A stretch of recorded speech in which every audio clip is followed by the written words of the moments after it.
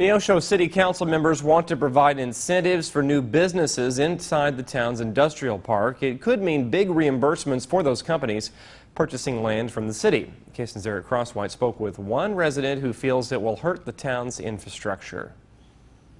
Jeff Wernicke, a member of the Neosho Area Business and Industrial Foundation Board, has some concerns regarding a decision put in front of city leaders. I feel like this really ties up future councils. He's concerned the current city council's choices may tie up development for a proposed intermodal rail facility. It's just the timing and the rush of getting this on the books, and we've got to get it done. The ordinance is for businesses that will buy land inside the Neosho Industrial Park from the city if they make improvements that relate to city services like water, sewer, and roads. We'll rebate up to 50% of the purchase price of the land to go toward these improvements.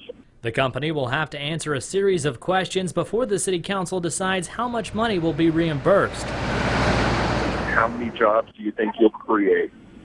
How much are you going to invest? What other types of public funding are you using, if any? Mayor Davidson says it's time the city has a way to attract new businesses. We've never had the ability to say to people, hey, if you come to Neosho, here's what we have to offer you in terms of financial incentives. It may be an incentive for outside companies, but Wernicke questions why only 50% goes towards economic development. And it comes on the heels of a request to use 100% of that. The request came from Nabify concerning the purchase of land from the city for the possible intermodal. Supporters of the facility would like all that money to go back into the industrial park. To create an overpass essentially over the railroad tracks to get industrial traffic in and out of the intermodal. According to Davidson, all of the money made from land purchases will go into the Capital Improvement Fund and will be dispersed case by case. He says if anything, the ordinance will benefit the intermodal facility.